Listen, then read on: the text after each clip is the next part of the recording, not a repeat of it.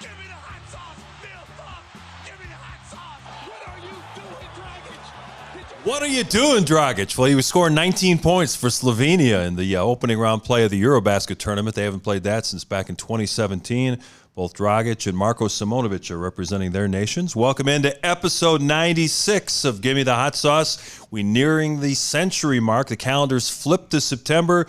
We are recording this on Thursday, September 1st from the Hustle and Flow studios. And college football starts on Saturday, the NFL the following weekend, and NBA training camps will open in late September. So it's almost here, Stacey. You can almost taste it. Basketball's in the air. Yes, less than 6 weeks. Yeah. I'm looking forward to it. I was at the Advocate Center today. I go out there twice a week, and I got a chance to see the rookie Dalen Terry for the first time. And Io was out there, and Javonte Green, who we'll have on later, was out there working out. And it was really good seeing those young players get out there, and they were really going after each other. They're working hard on closeout drills, and basically everything was defensively. So you're going after it in your physical therapy from the hip surgery, and you said that you had some incident that caused you some pain? America. Let's not get into his personal life. Yeah. I didn't know how to phrase it exactly, so I kept it general. America. So the surgically repaired hip, Mark, is awesome. Like, no pain whatsoever. Shout out to Dr. Karras over at Rush Orthopedic, Midwest Orthopedic at Rush. Perfect. And they're just building up the strength. My guy, Mike Orr, is doing a good job of rehabbing, getting strength in. But I came in today, and I had a groin pull on my good hip side. And it just didn't feel too good, so we worked on that today. And that injury wasn't caused by working out. It was America. America, I'm not as young as I used to be, and I'm not as flexible as I used to be. Oh, my goodness. And I'll let you, America. I will let your mind wonder with that one. Oh, all I could do is give you a Neil Funk. Oh my goodness! Oh, Sriracha, give me the hot sauce. Time to start yoga. Too big, too strong, too fast, too hurt. Oh my goodness! Nationwide is by your side. I need it right now. Oh, Jeff Books, I need it right now. Nationwide is by my side. Oh, wow. Oh, Lord, I know. A bombshell to open the show, and another bombshell heard around the NBA. A big trade happened. You don't normally see them this far before training camp, but the Utah Jazz, who are obviously in a rebuild mode, they traded Rudy Gobert to the Minnesota Timberwolves. And today, after all kinds of rumors that Donovan Mitchell was going to be going to the New York Knicks, instead, he's going to a team in the Bulls division. The Cleveland Cavaliers acquire the all-star guard Donovan Mitchell in exchange for Lauri Markkanen, the former Bull, Colin Sexton, who, of course, missed all of last season, but he's a 20-point-per-game scorer in the league. Their first-round draft pick, Ochai Agbaji from Kansas, 3 unprotected first-round picks along with a couple of swaps. They gave up a king's ransom, King. So I don't know how good, we know what Utah's doing. They're trying to tank. They're hoping to get the French kid with the first pick in the draft, Wembanyama, or whatever his last name is. Just butchered that name. But what do you think about the Cavaliers with Donovan Mitchell and Darius Garland and that good front line they have? Give them credit, because I don't even think that they were even in the running to be able to get this quality of player. It was always the Knicks were the ones that were really pushing forward. The Knicks came out a couple of days ago and just basically said, we need a deadline. We're giving you a deadline. If you want RJ Barrett, which he was still on his rookie contract, they weren't going to extend him until they could make that deal. They weren't able to make that deal, so New York rescinded it. And they got to be kicking themselves right now, because they had the assets to match what Cleveland could have done and gave up just RJ Barrett. But I tell you what, man, give Cleveland the GM credit, because you didn't have to give up any of your core pieces. You didn't have to give up Darius Garland. You didn't have to give up Mobley. And those are 2 cornerstones of your franchise. Now, if I'm Utah, I'm not doing that deal unless I get one of those 2 players. I'm giving you an all-star caliber player. I need an all-star caliber back. I'm not thinking Sexton's not an all-star. He's a good young player. Lauri Markkanen is not an all-star caliber player. He's a good, solid player. But I definitely have to have an all-star in return, a young all-star, because I'm giving you a young all-star, and then I'm still taking those picks. Yeah, but do you think Donovan Mitchell can lead any team to a championship being the best player? Listen, I love Donovan Mitchell. Okay, I'm not a Donovan Mitchell hater. I think the problem that Cleveland's going to have now, because Darius Garland has done a great job of being the facilitator and then being able to score when he needs to score. And the great players do that. You know, they get all their teammates involved, and then they recognize, like, okay, I've got to score for us to win. And he has that ability as a second-year player. He's an all-star in second year. So now you bring another ball-dominant guard on that team. Mm-hmm. So how does that dynamic work? You got a pass first point guard, score point guard, and then you got a guy who's a scorer first and then a facilitator second. So how does that dynamic work between the two? Now, as we see right there, Sexton, 4 years, $72 million deal. Oh, Lord. That's a lot of money. Well, there had been talk that Cleveland had to make a choice between Sexton and Garland. They went with Garland, who was on the show previously. Check out that interview if you get a chance in our YouTube library. But, they basically decided that Sexton didn't fit. Okay, so you trade a 6'1 guard or 6'2, whatever it is, for another smaller guard in Mitchell. Yes, Mitchell's better than Sexton, but have you really upgraded your team when you consider everything else you gave up to get him? Well, I think it's a big upgrade over Sexton, because Sexton, when they drafted Sexton, they were anticipating that he was going to be a point guard. And when they got him, they realized that he's not a point guard. And then they went out the next year and you got Darius Garland, I think at 7. And, he was coming off an ACL You got him right injury. before the Bulls took Kobe White. Yeah. He came in as an ACL injury, and people didn't know, how good he was going to be. LeBron James talked about him, which I think that elevated people to go, maybe we need to take a look at that, this player. So at the end of the day, they got rid of. Look at the spelling. Okay, I just want to go back, see where Taylor Horton Tucker and Stanley Johnson is. Like, you got to ask yourself, like, who's making these moves in Los Angeles? Because there's a lot of teams that wanted, THT. They wanted him in a package deal. Yeah. Indiana would have taken them. Indiana would have taken Russell Westbrook, and they would have given you Buddy Hield, and they would have given you, the big guy. And that deal wasn't made. But then you trade him to Utah, and then you get Patrick Beverley. You probably could have got Patrick Beverley. Now that they made that move, they might have released Patrick Beverley. So you could have got him for free. Hey, we mentioned the Euro baskets going on right now, and it looks like Dragic is in pretty good shape. He's been playing well. They had that little scare where he tweaked his knee, but he's playing well. They're saying he's playing good defense, and it's going to be interesting to see how he's going to fit when the Bulls get to camp later this month. Listen, when he's healthy and he's on the floor, he's a very good point guard. Whether he's starting, whether he comes off the bench, he knows how to play. He's got a high basketball IQ. He knows how to run a team. He's very crafty. And you're watching it in the European Basketball League. He can get his shot anytime. He comes off pick and rolls. He knows what he's going to do with the ball before he even comes off the pick and roll. He reads the way the defense plays, and he gets the ball to the right people. The key for him, for the Bulls, is I can see him playing, 25 minutes a night, on certain nights. I don't know if he can do it 82 games, but I could see him being a big, big part of that second unit, which will allow guys like Ayo and Caruso to play off the ball and do the things that they do best, like getting out in transition. Dalen Terry, these guys to get out in transition, be able to defend, be able to attack the other team's second group. Because you're coming off. You got to remember now, the Bulls are coming out with a second group that's way better than they had last year. You got two guys who were starters in this league, Drummond and Dragic. So then you throw in Caruso. We know what he can do. And then now Ayo, and you've got Kobe White. I keep telling you, America, remember I told you this, Kobe White and Patrick Williams are going to have breakout seasons this year. Everybody talks about trading Kobe. Oh, we should have traded Kobe.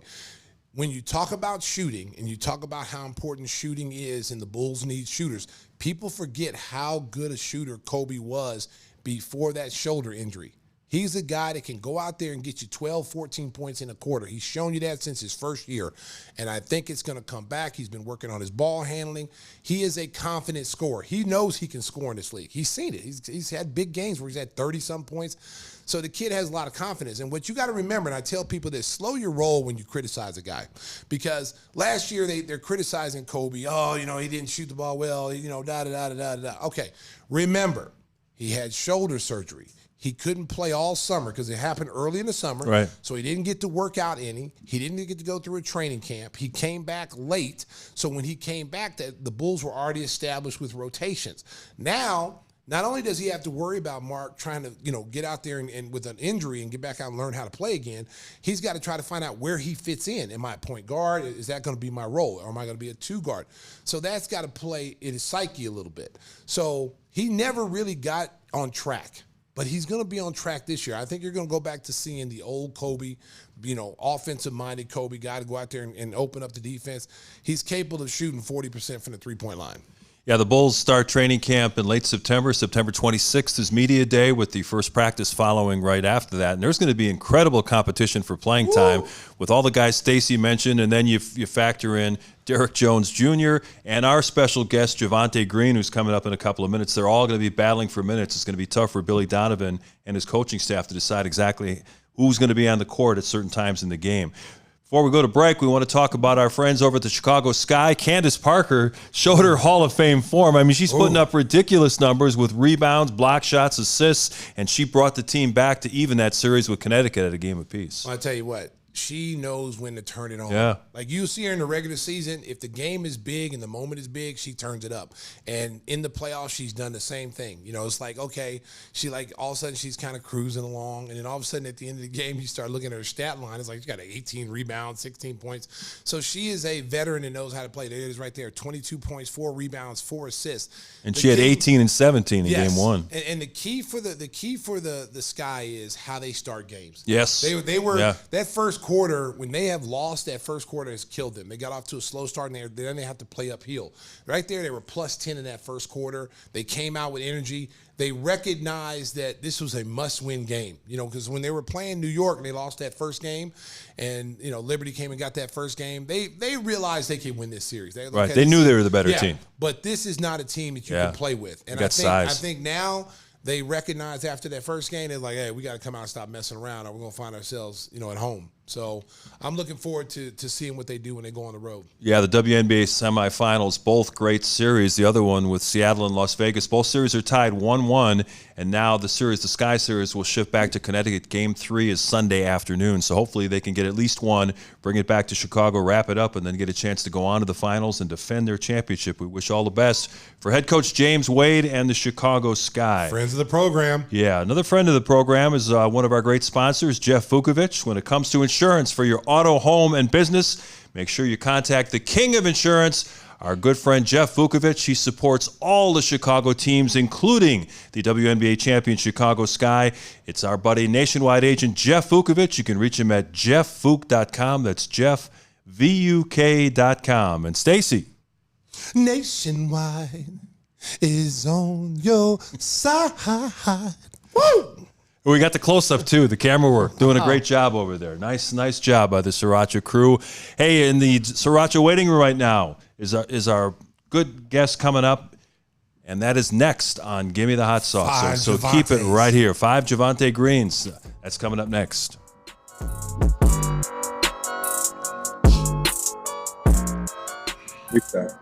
Hey, it's now our pleasure to welcome in this week's guest, Javonte Green, one of the unsung heroes of last year's Bulls team that surprised the NBA. And Javonte, first of all, I got to ask you about the role that you had to play last year because of the roster composition. You were playing a lot of power forward. What's it like playing NBA power forward at 6'5"? I mean, it was nothing I expected to do, you know what I'm saying? But, whatever they asked me to do, I'm going to do it. I actually played the 4 in college a little bit. It was like a 4-guard set. Everything was interchangeable. So I just feel like that helped me a lot, like going back to my college days, like knowing how to space the floor as a 4-man. When you look at what's going on this summer, all the teams, I know you saw the trade that Cleveland just made with Donovan Mitchell.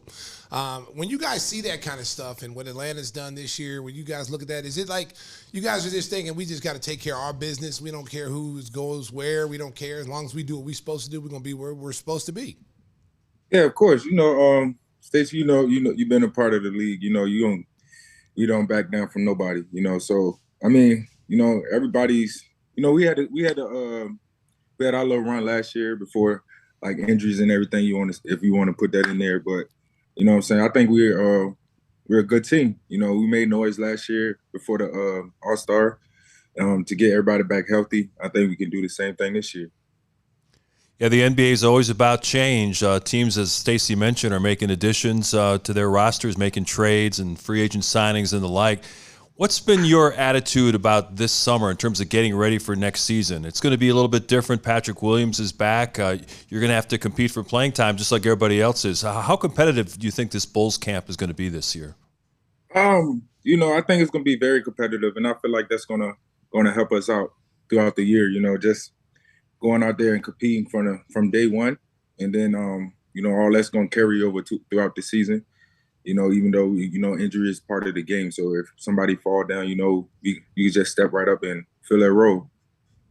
Talk a little bit about, you know, going to Radford and then being an undrafted rookie and what was the steps that you had to take to get yourself in position to get through the door of the NBA and now being a fixture on a winning team right now?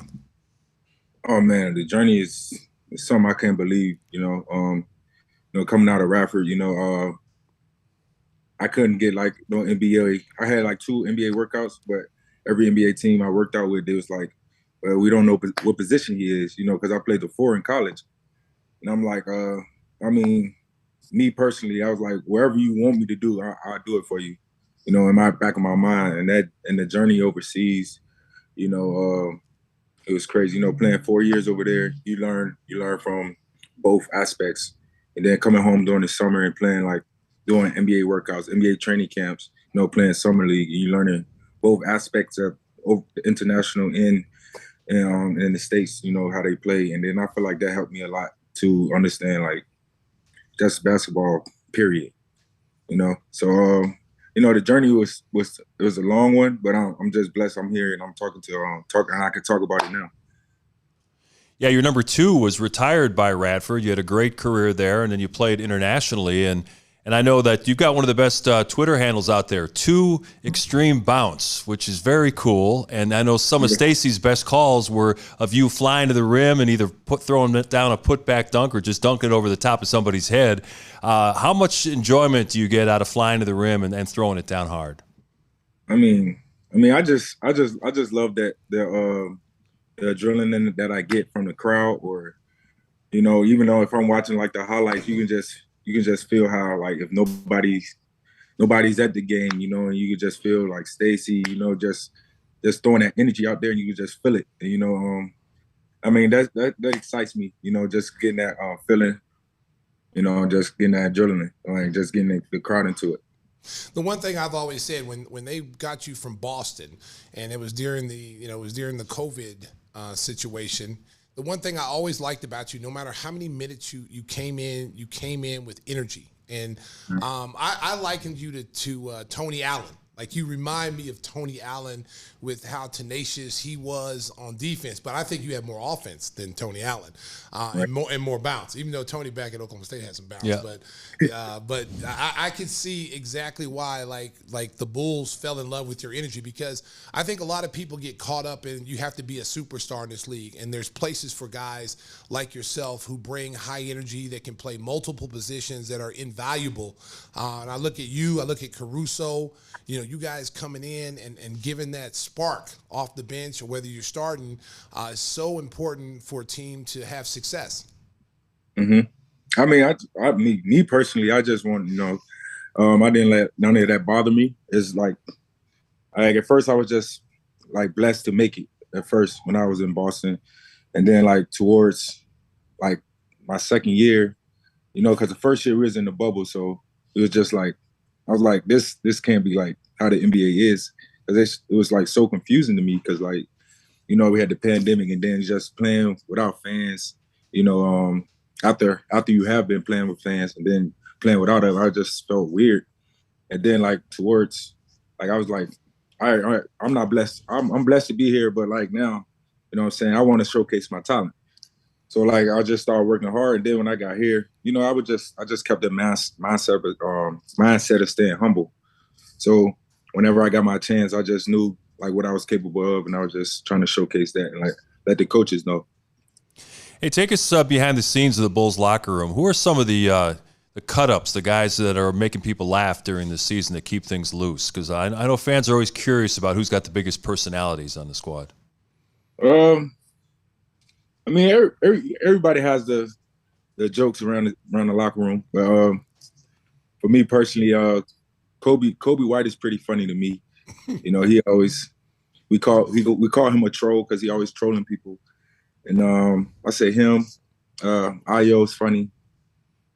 A person that y'all probably sleeping on that y'all don't think is funny is Vooch. Like Vooch is very funny. He got his own way of being funny. So it's just like, I mean, the locker room is a vibe.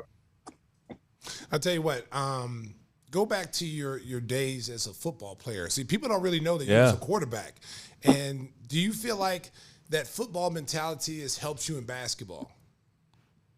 Yeah, for sure. Because, I like contact. Football is a contact sport. You know what I'm saying? So any way I can, just get some contact. I just feel like that helps me just being aggressive on the defensive and offensive end. Just trying to create contact and like throw the defense off or throw the offense off because they probably not expecting as much physicality as I present. So what kind of quarterback were you? Were you a wildcat quarterback? Was you a drop back quarterback, or you was both? No, I was definitely wildcat. Ran it every time. Oh, you didn't throw the rock? We probably threw it like 4 times a game. Oh, really? Man. So how far? If they said, "Hey, Javonte, we need you to, can you throw this ball? It's a game-winning situation. Could you throw it? How far do you think you could throw it?" I'll probably throw it like 60, 70. I had an arm in high school. I haven't thrown a football that far in a long time. Yeah, a lot of people, Bulls fans, didn't know that you played football. That's pretty cool. Yeah, football was my first love. Wow, that's awesome. That's why he's so tough. That's why football mentality. It's like when he's out there, it's like, he's all over the place. That's why I always say there's 5 Javontes everywhere. He's like everywhere on the floor. Like it's like in every position. Doesn't matter if he's guard. Yeah. And so like I know this year when we had all the injuries and the sicknesses, and then they put you at the power forward position. A lot of people looked at that and was like, oh, he's too small. He's too small. You held your own every single night against bigger and taller players, and I thought that was impressive. Yeah, I don't back down, man. I don't care how big you is. You tie your shoes up the same way I do. I like that mentality. The same thing I say with Mark Schnowski over here. You tie your shoes just like I do. Put your pants on one leg at a time. Oh, no one said nothing about putting pants on. So you always got to add something to Timmy Whisper always got to add something like, come on, man. Whispers, I know you did your research. You got something for Javonte? Well, no, actually, you guys were already alluding to it, but I wore my F1 shirt today in honor of Javonte. It's about speed, power, and the energy. And so that was the headline, all through last January, that they're going to rely on Javonte's energy to bring something to the game. And that's just been great to see. So the question is, how do you gear up for that energy, get it going? Like Lamar Odom used to eat like 10 bags of candy. So what's your secret? Oh, no. Mindset, I guess. just go get it. I mean, I just feel like in high school, like, we have, like, it wasn't just me. We had 5 people like that running around. And I feel like that transferred to college. And then, just keeping that same mindset from high school, just bringing the energy. Because my assistant coach, he always be like, we need the big E. The big E, bring the big E, like before every game, before every practice. And I feel like that would get us going. Because we used to joke about it because we already knew what he was about to say. So we always like, bring the big E, fellas. And then we joked about it, but we always brung it, though. So I just kept that little mindset, that little piece from high school. I just bring it. What was your experience like playing overseas? You graduated from Radford, and as you mentioned, you were hoping for an NBA opportunity, but you kind of had to wait and prove yourself overseas. What was it like trying to adjust to the culture and the language and the food and everything else? Did you have some strange experiences when you were playing overseas? Oh, of course. I feel like my first year overseas, it was like a culture shock. First time out the country. I probably left Virginia like 4 times in my life, and then just going over there by myself. But I had a great roommate over there by the name of Gabe Rogers. Like he played in Spain. I think it was like 2 years, and like he adjusted. He learned the language, so he took me under his wing and he showed me the steps. I remember this one time I was we had went to dinner, and they brought me a fish, like a piece of fish, like I don't know if it wasn't fried, but it's like probably grilled, Mm-hmm. and it still had the head Yes. and the eyes on it. Yes. And I'm like, what the hell I'm supposed to do with this? But then I ate it, and I was like, wow, this is probably the best fish I ever had. And then like that's probably, and then one time I tried to make some scrambled eggs. I didn't know what cheese. I couldn't read what cheese it was because their like their cheese there was like, you know how here if you want some shredded cheese, it got the little gap and you can see what kind it is.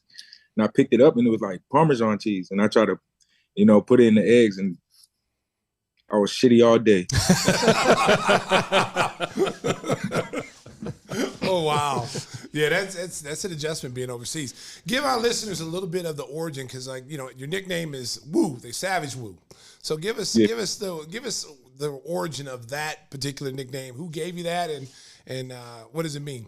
I know you're a savage, so The Woo part. You want to know about the Woo part? no, I want to know about the Woo part. Well, nope. Right, it has been my name since I can remember. Right. But I always ask my mom, but she be like, she don't know, but it could be this, could be that.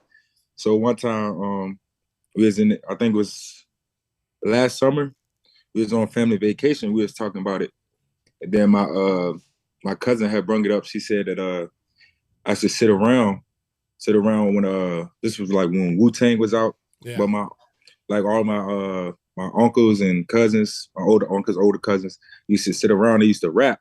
And I always used to be right there. So I feel like, as she said, that's where Wu came from. Maybe from Wu-Tang, but I don't know.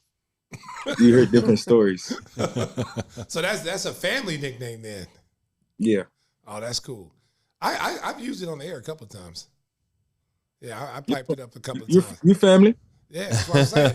I use it on there. I think it's a cool nickname. I was like, yeah, because I also say 5 Javontes. I call you a Wolverine because you never get hurt. Like, you always recuperate quick. Like, if you turned your ankle, like most people be out for 2 weeks, you back out there playing, 5 minutes later. Just take me up and let me go back out there. So you got that recuperative power. So that's what I like. We can figure it out later. Yeah, exactly. So I was over there today. I was talking to these guys over there today. I said I was really impressed that first of all, you over there all the time. I go over there Tuesday, Thursday. You always over there. But I was impressed at y'all's workout today. You guys were getting after each other on defense. You, Io, Dalen Terry, and a couple of the Bulls assistant coaches that are really young. And I really was impressed how you guys went at each other defensively, closing out on shooters, making people put the ball on the floor. Talk a little bit about that. Because last year we didn't do a very good job of, giving closing out to shooters, and if we did close out to them, we give them straight line drive. So I just feel like that's the emphasis this year for us. So we just trying to work on that and trying to perfect that so we can be good on both sides of the ball, not just one sided. Javonte, I'm sure you've seen or heard some of the preseason predictions. People are saying that the East is so tough right now that the Bulls are going to have to struggle to avoid the play-in tournament. Do you use that as motivation? Is that motivation within the group, or you just tune that out and go about your business? Sometimes maybe, I don't know. I mean, I feel like it could be motivation, but like we know what we're capable of. We know we made noise last year. You know how good we were, and then we picked up a few guys, and then we drafted DT like he said. I mean, it just feel like, what I'm saying. If we had a mindset, we go feel like we go fight. We go fight. You know what I'm saying? We fought last year. We fought as hard as we could. So I just feel like we can change it up this year. Yeah, people forget you guys were in first place at the All-Star break. It's like people have selective amnesia. They just remember what they want to remember. But this team, when healthy, was as good as anybody in the East. Do you feel confident you can carry that over into this coming season? Yeah, of course we know that. And I feel confident that we will. We just gotta have that same mindset we had at the beginning of the year, and not towards the end. Because we know we had the downfalls. We just gotta have a mental toughness this year, and just try to figure it out. So, I know when I played, I always had my music that I had to listen to on game days, driving to the arena, in the locker room with the headphones on. It was always Tupac. Always Tupac. I had to have Tupac in my ear before. So what is your game day go-to music when you are getting yourself ready to play? It varies. You know, sometimes I come to the arena, listen to Future. Sometimes I come listen to Young Boy. Sometimes I come listen to Lauryn Hill. You know, it just varies. Like it depends on how I wake up. Really, if I wake up like sluggish, you know, I got to get up. I got to listen to some music that's gonna get me up. If I'm already like amped when I wake up, you know what I'm saying, I got to slow it down, get some Lauryn Hill, or some Erykah Badu or something like that. Hey, Stace, did you share some of your European stories with Javonte? No. Oh. No, because I don't want to talk about those experiences. I want to forget about those experiences, man. You know, listen, I will tell you this. I will tell you about like when we were on strike, the NBA was on strike. You know, a lot of us went overseas and played for like a couple of months while the NBA was on strike. And I went to Italy, and they said, hey, we got a place for you to stay. You're going to stay at the Holiday Inn. So I thought, you know, over here in the States, the Holiday Inn is like low budget, LB, baby. It's like, oh, no, you can't have me in no Holiday Inn. Y'all Milan. We in Milan. So they're like, no, you know, the Holiday Inn, you know, over in Europe, like Holiday Inn, Howard Johnson's, those are 5-star hotels. You know, so I went in there. I had a suite up top, had marble floors. It was like 3 bedrooms, a Holiday Inn. I was like, oh, Lord. I called my boy over from Germany. I said, man, you got to come over. I'm going to fly you over. You got to see this.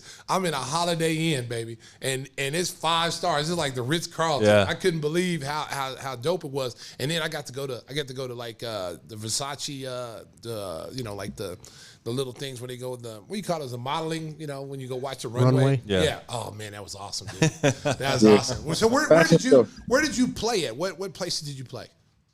My first year I played in Spain. Oh, that's nice too. Depending where you are. I played 3rd division in Spain, and then my second and third year I played 2nd division in Italy. Yeah. Then my 3rd year, nice. And then my 4th year I played in Germany. Oh, Italy was nice, dude. Italy was nice. I know. When you said Milan, I already know what you're talking about. Hey, look, I was in Italy. I played a summer. I played a little bit in Turkey. That's a little bit of a different experience on Turkey. I don't know if I think I'm wanted over there. I might not be able to step back in that country. Boy, they might try to get me. But they still have the cages around the court. Yeah, but like, hey, I'm telling you, it'd be like Midnight Express. Oh, they might never see the king again. I might be in prison. Hey, Javonte, some of our listeners want to know who was the toughest player for you to guard in the league? Who's the toughest matchup for you? I mean, it's so many. Just to state the obvious, I'll say KD and Giannis. You know, them guys, LeBron. It's crazy. This year was my first year ever playing against LeBron. Yeah. Like guarding them.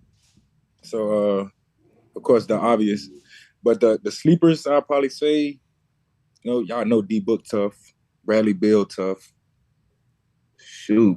What do you think of Anthony Edwards? Is he going to be a breakout player this year for the Timberwolves? This year? Yeah. Y'all know Ant is one of the, I don't know, one of the best young players right now. Yeah. Yeah, Ant is real good. I like his game a lot, and I feel like Minnesota, if he stays aggressive, I feel like Minnesota will be one of a tough team to beat as well. Yeah. Talk a little bit about playing for Billy Donovan, because he just seems to me like he's a player's coach. Like I would have enjoyed playing for him. Yeah, man. You know, Billy, he always acts like he'll say something, and then he'll ask us like how we feel about it. We can get feedback. So if we don't feel like, you know what I'm saying, this game plan is going to work, we need to do, because, you know, we watch basketball too. He know we watch a film. We know we studying the game. And if you want to do, like, say, on a pick and roll, you want to force this one player this way, and they try to force him the other way, or we trying to down the screen, we'll probably just say, yo, let's just let us send him over the screen and see what he can do. And then, like, I made game adjustments if it don't work. But Billy, you know, he's a smart coach. You know, he know what he talking about. He know what he doing. And of course, I respect him because he gave me that shot. You've been in Chicago for a little while now. What do you like best about the city? I know the winters aren't so much fun, but there's a lot of things to do in the summertime. It's a great outdoor city. What do you like best about Chicago? I haven't had a bad meal yet. None of that Every cheese. place I stop at, every place I go to, I have a great meal. Yeah. Talk about playing in the summer league in Chicago, because I know, they sleep on the summer leagues in Chicago. Like, you always hear about the Drew League, you always hear about, but they sleep on Chicago summer league. I remember playing my first couple of years, and the dudes would go at you. Like, it was like it was like an NBA game, and these guys were like, these guys were trying to get to that level. Some of these guys were playing overseas. Some of these guys were still in college, and I just remember, like, you couldn't come out there when they used to have it at Malcolm X College. And LeClaire, man, you could not come out there if you was a Bulls player messing around. Like, you feel the same way when you're down there playing? Yeah, kind of, especially at the Shy League this year. But I'm not going to like take nobody's lightly anyway, because you can't judge a book by its cover, or you can't be like thinking on a high horse. So I'm gonna just, because I do, that's the way I think, because I don't think nobody's better than me, even if they are. You know what I'm saying? So I'm gonna go at whoever I can, because I just feel like I know my mentality, I know my skill set, so I know what I can do. And I just feel like this year, when I was playing in the pro runs this year, this summer in Chicago, I just ran into a lot of guys that I knew, like, that I played against, and then I was like, dang, he's from Chicago. A lot of players that played in the NBA there's a lot of guys that I knew that I didn't know was from Chicago. And Chicago got a lot of hoopers and a lot of dogs. It was a great summer, man. I really enjoyed it. Your beer getting hot, man. In football, some of the star players always say, hey, it's not my job to help the young guys develop. You've got a young guy coming in Dalen Terry, who was picked in the middle of the first round. Needs to put on some weight, but he's got some interesting potential. But you guys are going to be battling for minutes. How do you handle that whole situation in terms of trying to help him, but also realize that he might be taking my minutes? I'm not worried about that, because either way, I'm here to make the team better, honestly. So it don't matter if he's playing or I'm playing. But I know I'm just trying to make little brother better. I'm not going to try to sneak and backdoor him or nothing like that, because that's only gonna hurt the team. Yeah. And like, if I ain't gonna try to say, I'm not worried about who's playing or not. I'm gonna have the same mindset I always had. When my number is called, just go out there, do what I do. Talk a little bit about the acquisitions this summer that the Bulls made to try to strengthen their bench a little bit. You got Andre Drummond, who's been one of the best rebounders in the league, big man that can finish around the hoop, and arguably one of the best offensive rebounders in the game. And then you get the veteran Goran Dragic coming in to give you a little bit more stability at the point guard position. You see he's having a good summer playing over in Europe. Talk a little bit about that. And then also having Derrick Jones Jr. back. Like that, I thought that of all the people they picked up, I was so happy to see DJ come back. Airplane mode. Yeah, I just thought that he added so much versatility to the team. I hate to see Troy Brown go. You hate to see those guys who were on that team go last year, but I was really, really happy to see that Derrick Jones came back, because I think he's underrated as well. Yeah, the Gordon and Andre, two veterans that's been in the league, been around.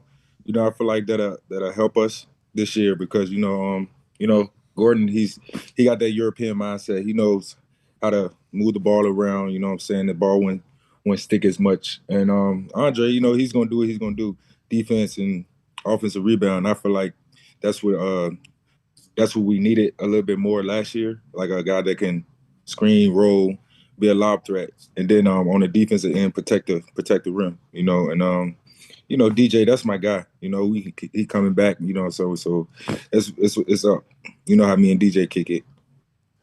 Well, there's 15 guys on an NBA roster plus the two-ways, and we learned last year everybody's going to be needed for this team to go where it wants to go in the Eastern Conference and the NBA. Javonte, we know you'll find your way on the court. We'll know you'll continue to win the hearts of Bulls fans everywhere, and we thank you so much for joining us on Give Me the Hot Sauce. Stacey's going to be sending out his signature hot sauce your way, so make sure look for that. You know what? He always asks for it. Right? Does he really? Yeah, he always asks for it, right? Yeah. Like when I'm going to get my hot sauce. And I told him you got to come on the show. Oh, okay. So when I see you Tuesday, I will have all your hot sauce. I will bring it to the Advocate Center. I'll make sure you get it. I'll hand deliver it to you. Normally we mail it to people, but I'm going to hand deliver it to my boy. There you go. I don't have to pack it.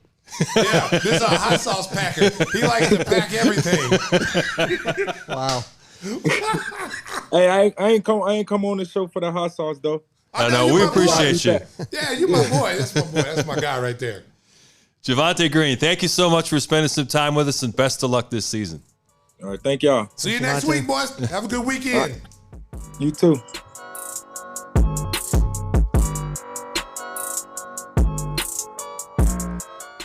You know, Stacey's really a great guy for hand-delivering the hot sauce to Javonte Green. That's going to be a big treat for Javonte. I'm sure he's going to enjoy that in the days to come. But it's another special treat is hearing the read about the hot sauce done by a special celebrity and guest, Christopher Walken, in the studio, telling us about the hot sauce. Our hot sauce packer. Yeah. Hi, thank you.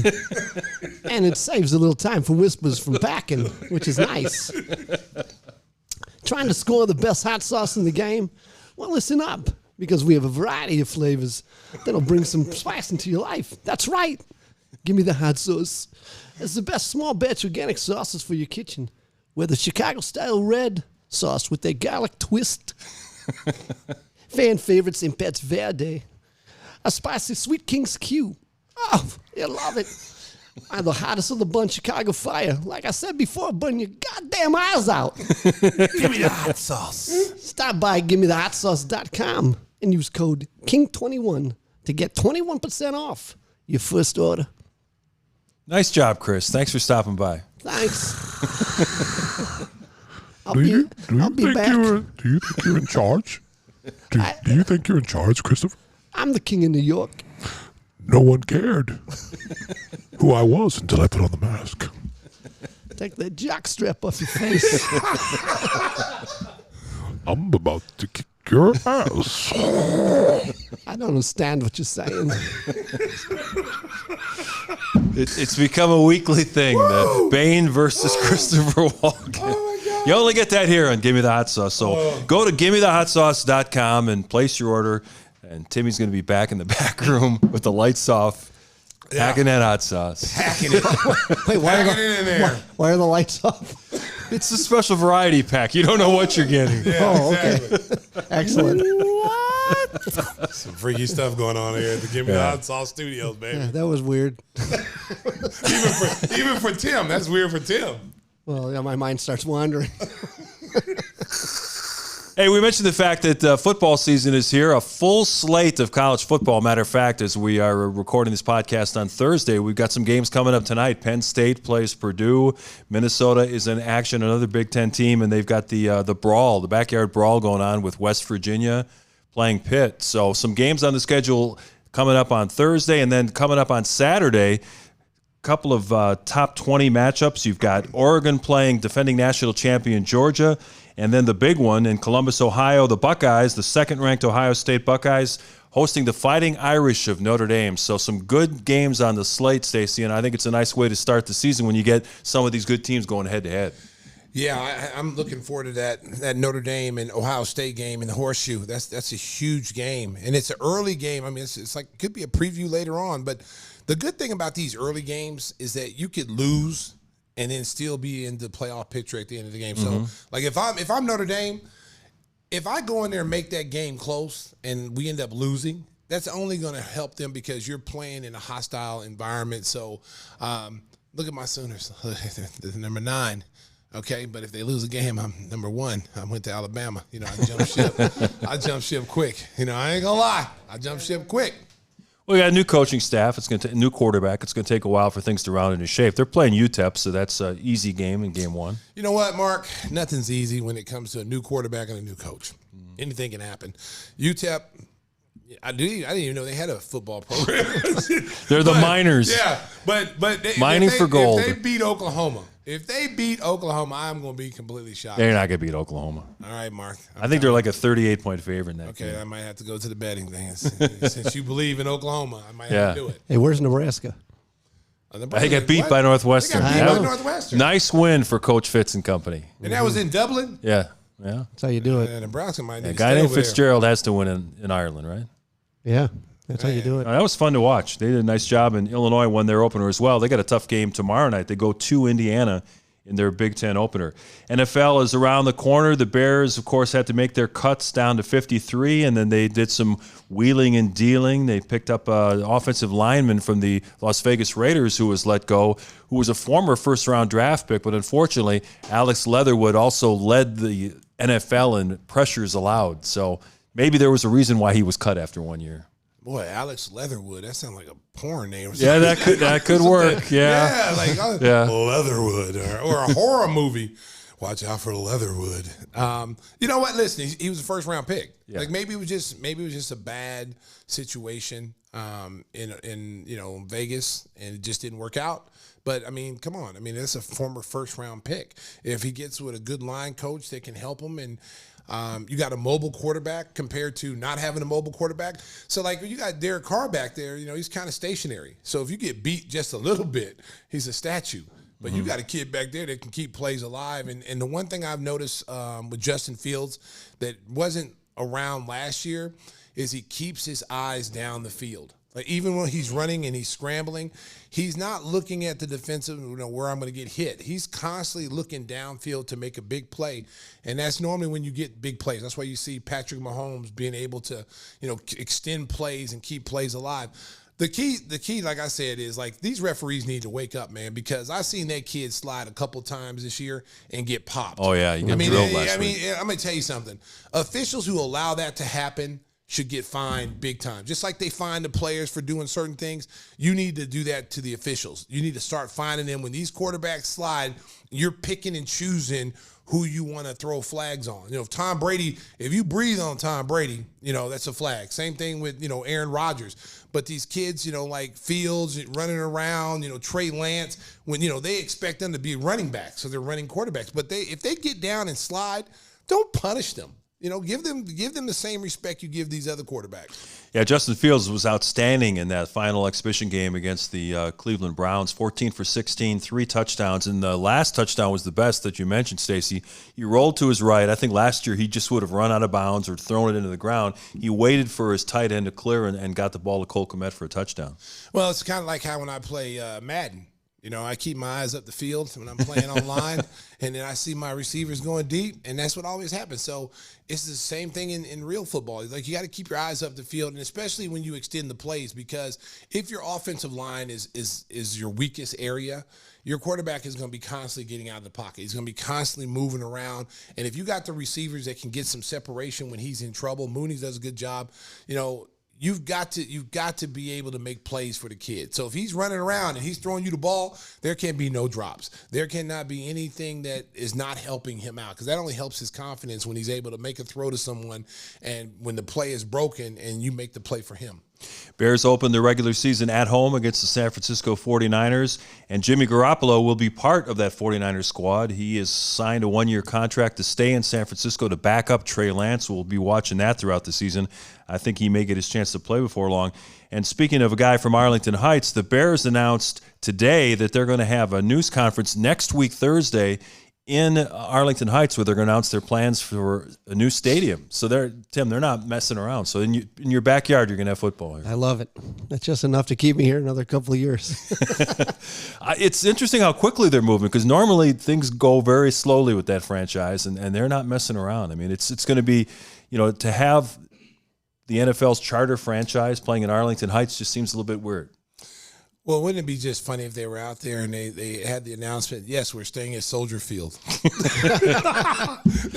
And here's Mayor Lori Lightfoot to welcome us back. That would be so funny if they did that. That'd be kind of Bears, wouldn't it? Yeah, it would be the Bears, just to fool everybody, keep everybody off balance. Yeah. Yeah, but I listen, I done moved to the city now, and I'm disappointed. Because if I would have known that they were going to be out here, I might have stayed out here because it'd be easy access. You're still closer. No, I'm not. Yeah, no, I'm not. No, I'm not. I think so. I'm too far, man. I mean, I got to come out here, and if it wasn't for Windy City, I don't know if I'd be coming out here doing the show. I think that's two stops on the train for me. Two stops? Two stops. That's all it is. It's fantastic. Yeah, I don't know, guys. Hey, speaking of Windy City, if people want to get a ride to the next sporting event or concert that they want to go to in the summertime, how can they get hooked up, Stace? Or get a ride. Maybe I should be careful with the words. What you're talking about earlier. Hey, listen. Don't hurt your hip. Don't hurt your hip or your groin. Windy City Limousine provides championship service. Making a reservation is so easy, it's a slam dunk. Oh, my goodness. Christopher Walken over there. Let Windy City I'm dying here. break the full court pressure of traffic and get to your destination in style and on time. Contact us at 847-916-9300. Again, that's 847-916-9300 or visit WindyCityLimos.com. And ask for Stacey's personal discount. You might not get it, you might not get it. Ask. It's the thought that counts. Just say, hey, I got to get the Stacey King discount, 21% off. And they're just going to say, I'm sorry, there's no discount. Yeah. There's no discount. New phone. Who this? Hey, some baseball news. Tony LaRussa had to leave the White Sox team. He had some heart issues. They did some medical tests, and they wanted him to go back to see his personal physician, which is in Arizona. So bench coach Miguel Cairo was running the squad right now. And unfortunately, we wish Tony all the best. Hopefully he makes a full recovery and it gets back to doing the things that he loves. But, Golf. Yeah, I think this is probably a convenient situation where the White Sox they can say, well, with health issues, he's going to step aside and maybe go into the advisory role, because I don't think after a season as disappointing as this one, the White Sox are going to really want Tony back running the team next year. America. I know we're friends. Listen, we just got a phone call from Tony LaRussa. He'd like to see Mark Shanowski in the back, please. I've got too many of those calls already, See, Mark, there's a lot of people after Mark Shanowski in America. And Tony LaRussa at 71 said, I will kick his ass. He's Don't say that. 77, Stacey. Oh, he's 77? Yeah. Oh, wow. He looks good for 77, yeah. to be honest with you. He looks, he still got salad on his head. I like that, man. I like Tony LaRussa. Everybody talks about Tony LaRussa. Listen, I understand. Listen. Hall of Fame manager. Listen, do we have the graphic on Tim Anderson? Did we have the graphic on when Tim Anderson went hurt, what the record was? Because I believe that was huge for them. Him going down with injury and then them kind of going kind of a tailspin, because they were right there. He got swept by the Arizona Diamondbacks at home. See, look. Sox without Tim Anderson, 38-41. Look at those numbers. 288 RBIs. Oh, my goodness. Home runs. That's a career. That's career numbers. But without him, you can see the numbers don't lie. I mean, they've gone downhill. They've had some key injuries to a lot of players. Oh, they've had a ton of injuries. The last couple of years, there's a lot of people had picked the White Sox to be a World Series contender. Absolutely. The last couple of years. And the injury bug just – man, it's a Chicago thing. Who's their training coach? Wow, that's people always want to do that. Yeah, they did that with the Bulls. Yes. They said, you got to get rid of the medical staff and the trainers. Yeah. Well, I mean, but you don't even see the injury. Like with the Bulls, you could see where they got hurt. With like Moczalla, he throws a ball to first, and I'm out. I mean, what is that? Hey, Eloy Jimenez got hurt again this afternoon in the finale against their leg injuries, it's hamstrings and guys in their early 20s. It's just kind of amazing. Listen, America, baseball's a little bit different. Muscular injuries, those happen, hamstring pulls and groin pull. I'm experiencing that right now. You were playing a little baseball last week, Stacey? Listen, I was playing there. Somebody was playing with some balls. Somebody was playing baseball. I don't know. America, this is not that kind of show. We have to get the editing machine out today for segment 3. Lord have mercy, Jesus. Where's the delay? I think it's time for a word from our sponsors, our good friends at Angel Water. Listen up, Bulls Nation. We want to make water healthier for your home and family. Look no further than our favorite new water here in the Hot Sauce Studios, Angel Water. We're enjoying some of that right now to cool off. This company is on a mission to provide water free of the toxins and chemicals that can cause long-term damage to your health. We thank them for providing the Gimme the Hot Sauce team with more than enough H2O to keep us cool. And Maddie even went over to the facility to get a couple of cases today, so we appreciate that. Yes, and she put out the water was hot. We could have made some tea. Jesus. There's a boil order in effect at Palatine. Do you happen to have some tea that I can put this hot water? Give us. She's trying to. Man, we're giving the hot sauce crew a tough time today. We're giving them a rough ride. She tried to, like, I give Maddie credit, though, because she did say, hey, where'd you get this out of the refrigerator? Because she was talking to Nicky Nuggles. And he said, yeah, I got it out of the refrigerator. And so I felt it. It felt like a boiling hot water. Like, where'd you have this in your car? Yeah. Like, oh, come on, Maddie. I think D and Matty Ice are the only ones who've escaped today, so we're gonna give them a shout out too. Oh, we'll get him. Hold on. Let me Show's not over yet. Let me tell you about D. So D speaks Spanish. You know, he speaks Spanish. So a lot of times, you know, like sometimes, you know, people want to say something they don't want you to hear. Right. See, and he didn't know that I speak Spanish fluently. So today he's speaking Spanish to Francisco, and I'm listening to the conversation. Is he helping him with the spelling? No, he wasn't helping with no spelling. Matter of fact, that's not what he was saying. So D tells Francisco, God, we got to work for that black guy again today. I was like, what? I said, what?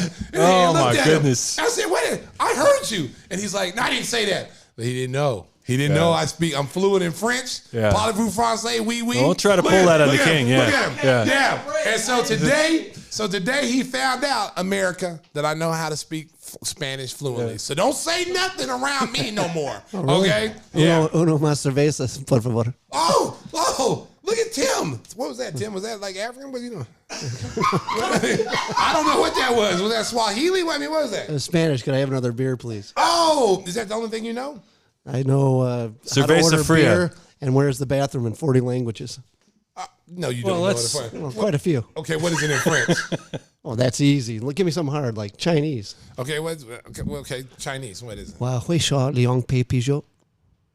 That is not, no way. Keep your Peugeot in your pants, mister. 100%. Come on now. Like whispers. Jeez. All right, I got a translator right now. I'm gonna put it in Chinese right now. Let me finish this Angel Water read while you look that up. So stay hydrated all year with water you can trust. Our good friends at Angel Water, call them at 847-382-7800 to get your water tested for free today, and tell them that you know Timmy Whispers, and that's going to help you quite a bit. Or not. I'm not sure which one. All right, did you find the translator? No, I'm going to translate this in Spanish. Okay, so Spanish. Yeah. So Tim, you want the French? No. Okay, so I got this. I'm going to France. I had to get this thing. All right, write it down. In what? In Chinese? No, don't write it down. Hey, the last time he did that, we got in big trouble. Okay, here you go. I'm a professional analyst. Say something, Tim. Yeah. Well, you got this. Yeah, come on. He's dumbfounded, stupefied. He's nervous now. Yeah. I got him on the spot. Just one more beer, please. All right, here. What do you got here? Did you hear that? Yeah. No, that's something you said. What? That's something I said. You lost, man. Yeah. You're done. No, was I correct? No. Hey, Young Jordan says we should cut Whisper's mic. I like another beer, please. Well, look at that. Yeah. That's some great tacking. Mile of efficiency. Wagner a la Kennedy Place. What I don't know what is that stuff? I don't know. You know, it's got to be 5 o'clock somewhere, and it really is past 5 o'clock here in the Hustle and Flow studios. Google Translate. Google Translate, and I'm not using it ever again. It had it. I thought it was going to work for me. I was going to take this to Paris. Yeah. I was all ready to just be talking it and doing this. Yeah, and when is that game? Get you in trouble. I think it's like the second week of January. The Stacey King fan club will be out in force. Yes, you know what? I got a big fan club in Paris in France, and I'm looking forward to seeing France Bulls Nation out there. Oui. Okay. Yes. That means yes. Okay. Okay. I just want y'all to know that. Okay. Je t'aime très beaucoup. Parlez-vous français? Oui. Yeah. Un verre de bière, s'il vous plaît. That would be okay. You sound like Pepe Le Pew. Be quiet over there. That's your eyes like lippy poos. That's ordering a beer in French. You were asking that earlier. Okay, this guy's got he's amazing with all the stuff that he has. Like he says, he needs another beer. That's the problem. Tons of useless knowledge. You ain't lying. Hey, this guy has come a long way, America. He's come from one word to now he has phrases. He's got a fan following. Yeah. People love Whispers. I can't shut me up. Yeah. What y'all say over there? Oh yeah, that's the all-time. We got to get the T-shirts out there. So make sure you check us out for all that merchandise we're going to be getting out there. Oh, look, I'm just reading some of the comments. I'm reading some of the comments. Ready for a ferme la bouche. Oh, my goodness. Shut your mouth. Oh, Hey, and you know, we gave Cisco a hard time earlier about spelling, and our one of our loyal guys, Pete the Sign God, we were talking about these banners, which are great. He misspelled Paxson the first time around, so it happens. Wow, they threw Pete under the bus. He threw himself under the bus, so that's why it was okay. I'm just reading off the Twitch chat. Yeah, but he came right back and just turned it right around and great job. Yeah. So we appreciate all his contributions to Give Me the Hot Sauce, and we are limping to the finish line here on episode 96. No, we're not limping. I'm the really only one limping. Okay, but we've got to that story already. Strong, baby. Finish it strong. Let's go. I'm willing to the finish line, baby. Let's go. You also are pantomiming something else, which we don't want to talk about. Wow. I think it's time to roll the closing credits and music. Go ahead there, D. Wow. Everybody got it today. So everybody got beat up on a 96. We are a family here. That's There is right. nobody exempt from this. Want to thank Javonte Green for coming on. There's 5 Javonte Greens on today's show. Want to thank everybody for taking part on the Twitch chat, on YouTube, and everybody who listens on a regular basis on your favorite podcast carrier. This is Give Me the Hot Sauce. We'll be back with a brand new episode next week, Stace. Yes, like and subscribe on our YouTube channel. Be helpful and help us build that channel up. And remember, drive home safely, Chicago. Beep, beep. 6 weeks, baby, and I'm back. Woo! Get buckets.